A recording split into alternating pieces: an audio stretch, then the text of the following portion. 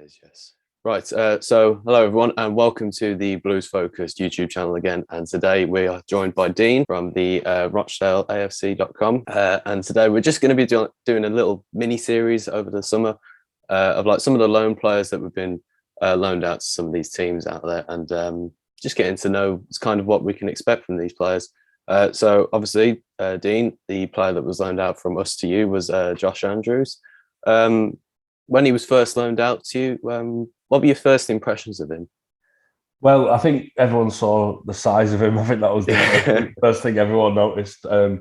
Last summer, we had a bit of a strange summer, to be honest, and there was a lot of off-field issues. So we were kind of just trying to get numbers through the door, and we weren't really sure of a lot of the players that we signed. There was players that come from non-league, players that had like little bits of loan spells here and there, like Josh Andrews, who'd been at Harrogate briefly the season before. Yeah. So it was with his signing, along with most of the signings last summer, it was kind of a case of suck it and see, let's see what happens. And it sounded like Stockdale was going to try and build a squad that was quite physical. So he signed to that very much. So in the end, that didn't really transpire. But yeah, it was kind of an exciting one. I mean, everyone's always excited when they sign a striker, no matter who they are. And apparently his record for the reserves is quite good, isn't it, in Birmingham? So I think it was one we were expecting a few more goals maybe. But it was quite an exciting signing, I'd say, given the circumstances last summer. I don't know how tall he is. I think he's like somewhere up towards 6'8", is it, or something like that? He's a big guy, yeah. Yeah, he is, and he carries it as well. He's not just like like a beanpole. He's big and strong. He's not like a lanky centre forward. He's he is massive. Does he carry a bit of that aerial threat? Not as much as you would hope for the size of him. To be honest, I don't think he scored any headed goals for us, which is a bit of a shame, really, given his size. It's a surprise, yeah. Yeah, I think in the latter stages of the season, he got an injury which kept him out of the team. And I think what would have been good to see from our point of view would have been we signed two strikers in January, both from non-league, and neither of them are particularly physical. Neither of them are particularly target men sort of style player. So I think it would have been nice to see him link up with one or both of them more often. Tamon Campbell and Luke Charman. I think both of those players could have fed off Andrews over that like 6 months towards the end of the season. But unfortunately, the injury stopped that from happening, which is a bit of a shame, because I think that they probably would have got the best out of him as well. They would have been buzzing around him and giving him something to aim for with those flick-ons and what have you, which we had. We had Jake Beasley before that in the early stages of the season. He's now at Blackpool, and he was more of he's quite tall himself, probably more of a target man himself. So there wasn't really much of a chance for a link-up because they were both quite similar. I'd say Beasley's a little bit more mobile than Andrews, but the opportunity for them to kind of develop a partnership wasn't really there. Okay, so it's like, well, Jake Beasley actually was in the side for Blackpool when we went there and we lost 6-1. I think he scored a couple of goals that day. So I can imagine, like, is he like a target man, Andrews, or is he a bit of a, I don't know, is he more like an actual sort of striker role almost?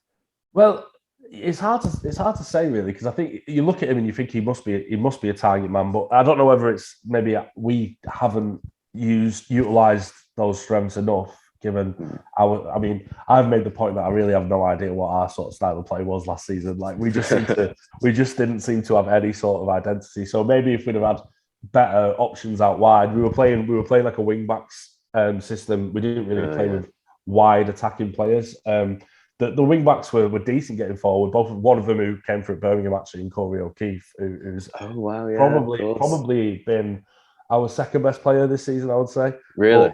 But in terms of like the players around Andrews, there wasn't a lot of players getting balls into the box and things like that. So we didn't see enough of him as a target man. And then, I think the plan in the second half of the season probably was to utilise him more as one, with Campbell and Charman running off him either side and Newby sort of in the hole behind him. But unfortunately, because of the injury, it just didn't come to pass, which I think was kind of the story of our season, to be honest. Have you had many injuries this season as a team? Yeah, we've had quite a few, and it's frustrating because in League Two, I think you're always going to get squads that are like sort of 50% good enough, if that makes sense. So you're always going to get players that are always like players that you know are going to go to a higher level, like Beasley, for example. Right, yeah. Like Aaron Morley, who's now at Bolton. And then when you get injuries to those sort of players, it just slows everything down. And I think that probably didn't help Andrew's development, because I think the plan was for him in the second half of the season to have much more of a say once Beasley had left. Right, yeah. And then he actually picked up the injury. I can't remember who we were playing off the top of my head, but he'd scored in the game. He scored early on and was causing a threat, and then he rolled his ankle with a chance, trying to take a chance that he should have scored again a few minutes later. And then we didn't see him for a long time after that. But there's been quite a few injuries. Thankfully, in the second half of the season, not too many to like key players, but the players that have came in, like Campbell and Charman, the two I keep going back to. So we signed Charman from Darlington, and obviously he would have been playing semi-pro at the time. So they took the time kind of trying to bed him in. He didn't get many minutes at all. Tavon Campbell was playing a lot of minutes. Then Campbell got injured, so we kind of had to throw Charman in. Charman then got injured, not long after that. Jake Ball, who we also signed in January, got an injury like after 10 or 11 games, and he looked like a really encouraging signing. So I think it was like really stop-start all season. Like every time we seemed to like strike a note and find where we wanted to be, something would just ruin that. Yeah, because I've seen you. Did you finish 18th? Was it this season? 18th, is that a fair representation of your season? I think so. Yeah, I think that is probably fair. There was moments where you were like, "Oh, maybe we can put a bit of a run together now." I think the last game before Christmas, we played Newport at home, and we won 3-0. Beasley scored 2, and then we had a lot of COVID issues over Christmas. And by the time we next played, you were thinking it was our best performance of the season, and you were thinking, right, let's get a bit of momentum. And then by the time we next played, Beasley had gone to Blackpool, Morley had gone to Bolton, and O'Keefe, who we had on loan from Mansfield, had gone back to Mansfield at that point. Yeah. So we didn't have him for the next few games. He ended up coming to us on towards the end of the January window, like on a 6-month, not permanent, but 6-month. Yeah, so the extensions was in the season. Yeah. So I think that was the point where it was like, oh, there actually could be something happening here. And then by the time we next played, it was almost like we had a completely different team. But yeah, there's been a lot of like really just poor performances, especially on the road. And I've never felt like we were ever going to be consistent enough to be better than where we finished in the right. Yeah. Do you have much of a fortress at home? Are you really strong at home? Well, this is the weird thing, because I mean, last season we got relegated during the behind closed doors season from League One, and we were awful at home in the relegation season. We went 19 home games without a win in all competitions, which is just like, it was a bad season last year. Yeah, it was just bad. This year it's been better at home. I think we've lost maybe 4 home games in the league, so not bad at all for a team that's 18th in the league, but we've drawn a lot of games, and there's been it's often draws, isn't it? Yeah, there's been a lot of frustrating games where you feel like, oh, we definitely could have got more out of that. I wouldn't say Scotland's like a fortress by any stretch, but like we definitely improved this season at home, and that was one thing that everyone really, really needed. I think especially after that season of being behind closed doors, when people get back in the ground, they want to see the team getting points, don't they? And thankfully, we were able to do that to some extent, at least at home. Away from home, it's been poor, man. It's been so bad away. Yeah, I don't know why it's been like. I think a lot of teams have suffered from away games this season. I know we have, especially in the Championship. It's been awful, but with League Two obviously being like quite. I don't know. I can't really describe it, but is it kind of like? Is it really physical, the League Two? I think there's some physical teams. I'd definitely say it's more physical than League One. Having been in there for 5 or 6 seasons before this season. And I think, to be honest, that's what let us down, because I thought we were going to be that kind of team, looking at signings like Josh Andrews. We signed a lad from Sheffield United called Sam Graham, centre-half, who's a big guy, and Max Taylor, who'd been released by United, who, again, big centre-half. And I was thinking that was kind of going to be our style. We were going to be like quite a hard team to beat, quite physical. But then as the season went on, in midfield especially, we were lacking it, really. We were bullied at times. I think in League Two, you can be a good team on that physicality, but not the best team. And I think the best teams are the ones who kind of find that mix. Like Forest Green were streets ahead of every other team in our league this season, because they found that mix. I think what we were probably we were probably one of the teams that were playing good enough football, but maybe lacked the physicality to compete higher up the table because you need it against certain teams. Right, yeah. I suppose like with Andrews being the quite tall kid as well, but not quite got the experience perhaps to sort of give you that sort of boost towards it. So it's sort of like you've got the ability, would you say, but the physicality could do with a little bit more of a push in terms of getting up the table.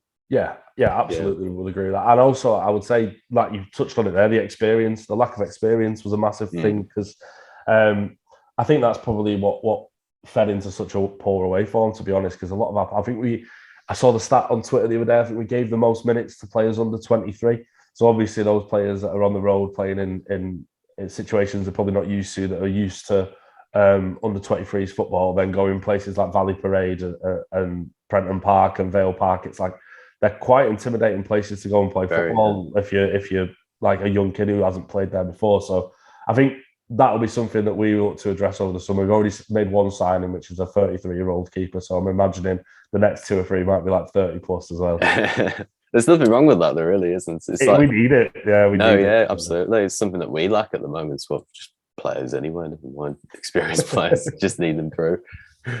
Well, are you optimistic for next season? Like, what's your thoughts on next season like?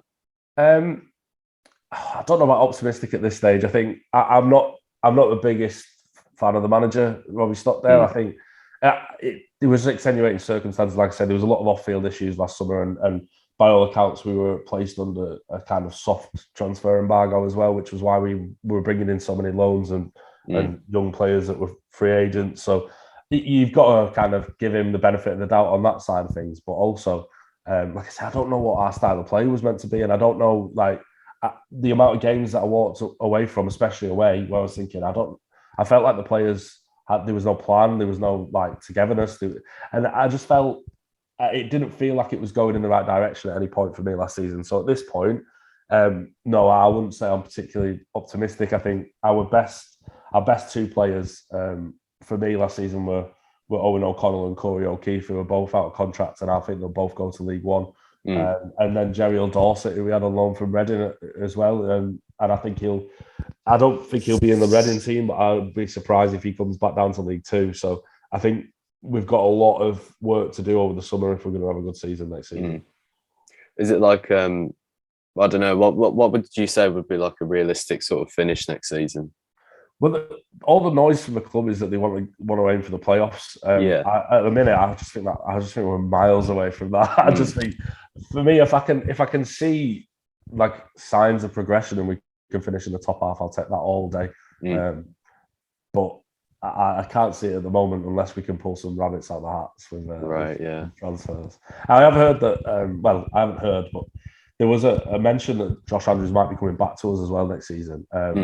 There was a game when he came back from injury right towards the end of the season. He came off the bench at Exeter in what was a bit of a dead rubber for us, and there was a few questions afterwards because we had a young lad who's come through the youth called Peter Thomas, who's a striker who was on the bench as well.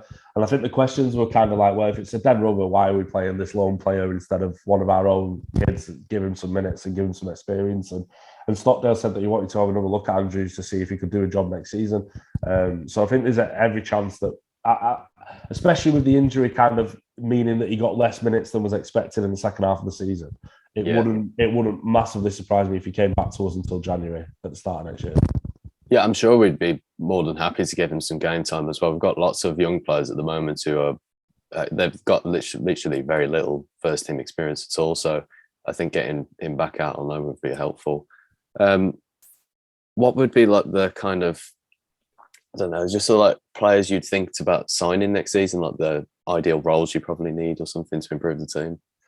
Yeah, I think we definitely need some defenders. The 3 players who I mentioned who were probably our better players last year were all defenders. So O'Keefe at right wing back and O'Connell and Dorset are both probably going to leave. So they're both centre backs. So we definitely need a few in defence. The lads who I mentioned earlier who we signed last summer, Graham and Taylor, I'm not sold on them. Let's put it that way. I don't think they're quite going to be up to it at football league level. So I definitely need some reinforcements in defence. I would say we need Probably need another keeper alongside O'Donnell, who's coming from Bradford, because we let 2 keepers go on the release list. For me, I'd love us to sign like a battle-hardened defensive midfielder. Yeah. I think that would. Everyone loves a battle-hardened midfielder. We need one so much. It's one of them things that like people have been saying it 3 managers ago. They were saying, "Oh, we need like a ball-winning midfielder to sit in front of the back 4, back 5," but we never get it. They are just the best type of footballers to watch, especially from a fan's point of view.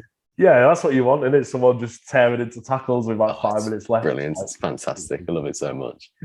I'd love us to sign like a player like of that ilk, and then because I think that'd let us play in a few different formations. Part of the issue last season was we were just stuck with the wing backs. Like it was so rigid, we never ever changed from it. I think we played 4-3-3 for the very first game away at Harrogate, and then it was wing backs all the way through after that, every minute of every game. So being able to be a bit more flexible, I think, would help us. Which would, I think, the reason we don't do it is because we don't have that sitting midfielder. We have a lot of like nice ball playing midfielders, nice technical midfielders, but no one to like just sit in front of the defence and screen. Whereas if you can sign a play like that, it lets you go 4 at the back.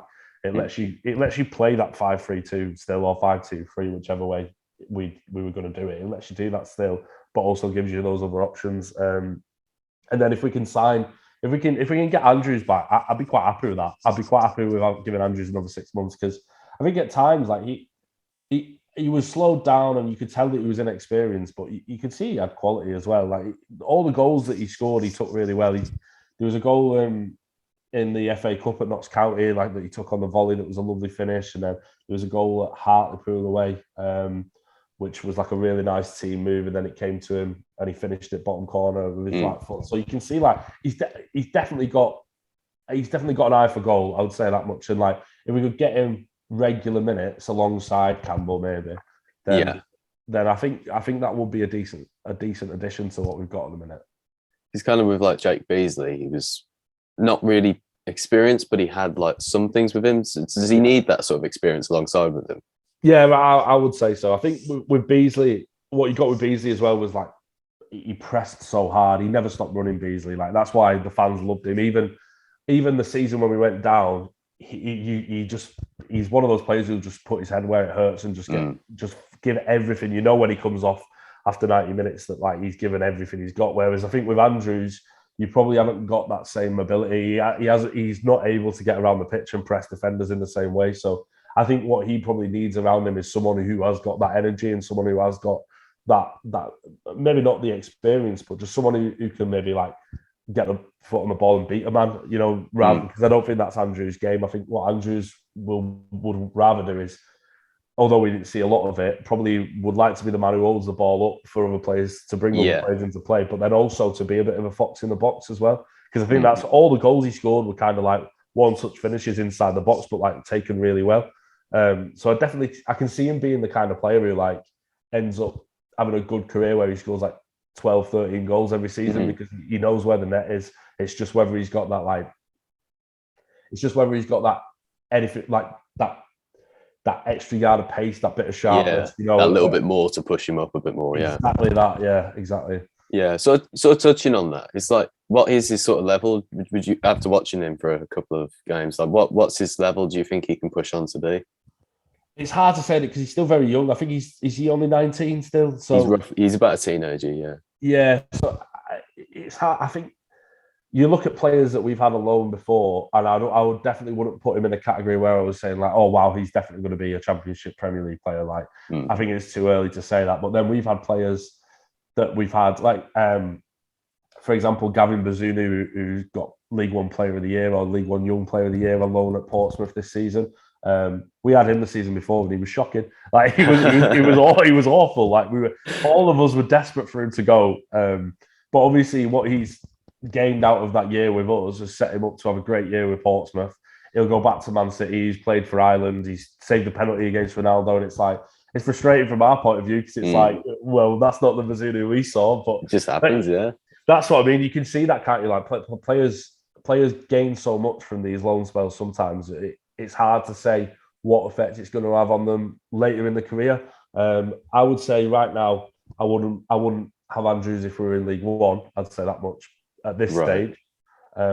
But unless he was our player, and then you obviously got room to develop him, haven't you? But I'd definitely say at the moment he'd be a solid option to have in League Two, and if he can find like consistency and fitness, then he will probably be a starter for us next season.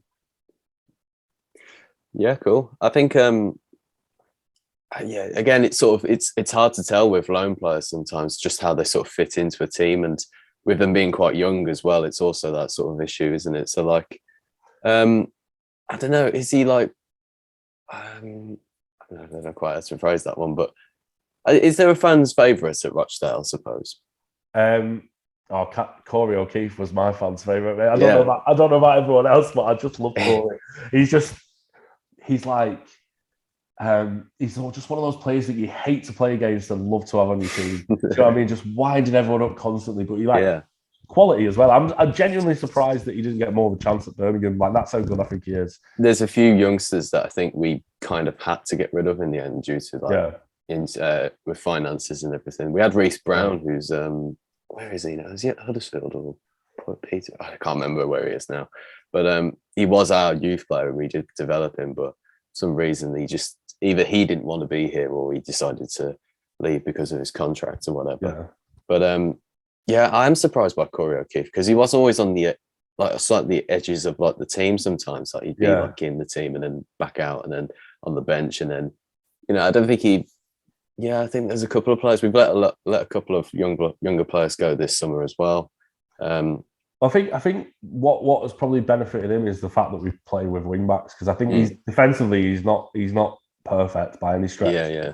But getting forward, like, he can beat players, he can get balls into box. He scored a few goals, and he's like what we're saying about Beasley. Like, fans take to him because he keeps working hard till the final whistle. I remember that game against Newport, actually, like that I mentioned before. There was a moment in the last minute, and we were 3-0 up, and their midfielders were like passing the ball back, passed it back to the keeper, and O'Keefe was just like tearing down, like pressing the keeper. It's like, mate, we're 3-0 up in the last minute, like just sit back, relax.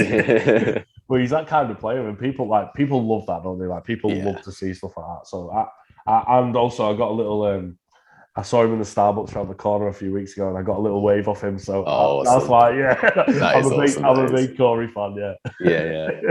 I think we never really found where he would sit in sort of position wise. But obviously, if you found the right position for him, then it's obviously working for him, isn't it? So it's like, I think that's the key with Andrews and a lot of the players, really, is the fact that it's trying to work out where they're best suited. So you're saying he's probably a bit better of a target man or something like that, holding the ball up and wanting some support so he can lay it off, or take on a player and then put it in the back of the net and try and create chances for himself, I suppose. I think that's what he'll need, though. He'll need players that have got that like creative spark or a little bit more pace around him, and they let him sort of be the striker, be the man who can hold the ball up, be the man who finds a bit of space in the box to finish. I think if he gets chances, he'll score goals, because I do think he's got that poacher's instinct, I reckon. Yeah. I can't remember. Honestly, did you go on a little bit of a cup run this season? Was it like in the FA Cup, or you were on the telly at one point? We were on the telly against Plymouth, which was in the second round. I think really we played Notts County in the first round, and Plymouth played Sheffield Wednesday. So I think ITV really wanted Sheffield Wednesday v Notts County because both games were drawn. So like the replays, I think they wanted the other two teams to win the replays. I don't think they were too happy when it was Rochdale v Plymouth that was on. Unfortunately, we got beat, but we've had some good cup runs in the last few years. We played Tottenham, played Newcastle. Got a draw against both of them actually at home. So went to Wembley to play Tottenham, went to St James's Park and played Newcastle. And then the year before that, before the Newcastle game, we went to United in the League Cup as well and took them to penalties at Old Trafford. So we've had a few decent little cup runs. Yeah, this year was we played Burnley in the League Cup as well, actually, which was for a lot of the older fans, like Burnley were our rivals. Back in the day when Burnley was struggling in the 80s, they were like in the 4th division as it was at the time. So like a lot of the older fans were like quite excited by that one. For us, for the younger generation, like Bury's the rivalry, but obviously they're not really. We're not going to be playing them for a while. So like that was quite exciting to play Burnley. We went 1-0 up as well about 10 minutes into the second half, so that was like, pretty exciting. We ended up getting beat 4-1, but yeah, that's probably what we'd have done. We'd have gone 1-0 up in the first few minutes, absolutely just thrown it away at that point. Yeah, yeah. At least you got the goal to celebrate, though. That's amazing. Oh, of course, yeah. Do you go to many away games? Yeah, I got to most of them. Yeah, Yeah. What's the kind of atmosphere like? It kind of depends. It kind of depends on how we're doing, really. There's been a few games this year like that. We played Newport away on the last day, and even though it was a dead rubber, the atmosphere was brilliant. Like everyone was just having a good time, and like there's been a few like that. Burnley away, I think Burnley was probably like the best atmosphere I've ever been involved with as a Dale fan. Like it was unbelievable. And even like I even had Burnley friends texting me afterwards saying like that is the best away end I've seen in Burnley for a while. Most of the time, no, it's not great. Especially like the atmosphere at home's pretty terrible. We've been trying to like put more effort into it over the summer. There's like a new group that have been formed that are going to try and like get a few drums into the terrace behind the goals and try and make a bit more of an atmosphere, because at the moment, it's like honestly, it's like a morgue sometimes at Scotland. Yeah, it does get bad sometimes. Like I remember, this season's been pretty much that for us, really, with all the stands being closed. I don't suppose you have any stands closed at all. We might as well do. To be fair, we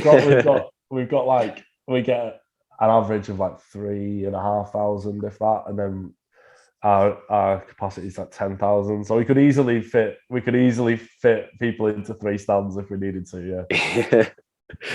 Oh wow. I've got one last question for you before we wrap up, because we've come up towards the half-hour mark. What makes you love Rochdale so much? Oh, that's a great question, mate. Do you know? I love like I kind of love that there's no reason to love Rochdale, right? Like it's our team because it's where we're from. There's no like special reason. There's no reason for me to say to someone like if an alien dropped in England and said, "Oh, why should I support Rochdale?" It's like the honest truth is there's no reason to support us. We are useless. Like most of the time, we are awful. There was a table that was doing the round on Twitter the other day, and it was like the longest wait every club in the EFL has had for a trophy, and we were bottom of that list by 84 years. Our last trophy was in 1912. Wow, so that's amazing. That's before the First World War. Yeah, exactly. That was before we were even in the football league. So like, I kind of love that like our fans will still go despite that. Like we've still got that 3,000 hardcore fans who like, despite the fact that there's no real reason to do it, are still going every week, because it's that sense of like that sense of community, isn't it? And that sense of togetherness that you get. I don't think you get in many other areas of life. So like, I just love the fact that I can walk to the ground and see my mates, and if they'll win, all the better. But if not, I'll still be going. Do you know what I mean? There's that sense of pride around it being like it's like a togetherness. It's like a almost sort of feeling with it. Yeah, it's like and if you can if you have that loyalty to do that despite being as useless as we are and always have been, as the stats shows, then it kind of points to something more, doesn't it? Like I think I don't like that kind of reverse snobbery, being like, oh, you should always support your local team or whatever. But it's got to be easy to support one of these clubs that wins something every few years. Like that's got to be like, when we win a. Sorry, my dogs are being the noise. when we've won a promotion or when we've played United in the cup, like it makes it all the sweeter because we've had to go through all the rubbish times to get to that. I completely agree. Yeah, there is that proper buzz. Like whenever there's a cup draw, it's always like, oh, you want someone big, you want someone really big, you want to go away at Man United we were away at West Ham one time, a couple of seasons back, and that was fantastic. The atmosphere was amazing. It always feels worth it, doesn't it? Because it's like, well, I've earned a little trip to Old Trafford because I've been to Crawley and and Newport and Stevenage this season. So yeah, I kind of make it feels like it's worthwhile though, because if you win a trophy every year, it's kind of like, oh, I'm kind of used to this now. Exactly. I was watching the final day of the Premier League last week in a pub near here, and obviously there's a lot of City fans around here because we're like right on Manchester's doorstep, and I just watching them celebrate winning the league, and I was like, I just can't imagine being I don't know what I'd do if Rochdale won the league. Like even League Two, I don't know what I'd do. But I certainly wouldn't just be like sat in the pub going, "Yeah." Like, do you know what I mean? I dread to think what would happen to me. When we won the Carling Cup in 2011, like that was surprised as it was. Like I think I just collapsed at one point. I was just like, the shock of it all just made me just drop like that. It's amazing. It really was. See, that's like a proper fan supporting a proper club, isn't it? That's not like what you get at the top level. So that's why I'm at a stage now where I'm just like supporting anyone who's playing against United or City or Liverpool. Like, anyone who's playing against them, I want them to win. I don't care who they are. Unless they're Barry, but Barry aren't here anymore, so it's fine. Well, Dean, thank you very much for coming on. It's been an absolute pleasure. I hope you have a good season next season, and hopefully you can kick on a little bit. Maybe push on into the top half of the table. Fingers crossed, mate. Thank you very much for having me. And thank you. And if you have me, if Josh comes back next season, then I'll definitely be keen to come back and have a chat about next season as well. Great, that'd be brilliant. Do you want to quickly shout out your socials? Yeah, we're at Rochdale AFC.com on Twitter, and I think we're the same on Instagram as well. And yeah, just www.rochdaleafc.com. We've got like just podcasts and blogs and what have you, which there's not many of them about Rochdale about. So you do the best one there. Yeah, well, we have won an award. I will say that much. Well, I've got to get it in there, mate. Every podcast. You got to slip it under the carpet. You got to get it in. That'll be said. All right, mate. Thank you very much for having me. Thank you very much.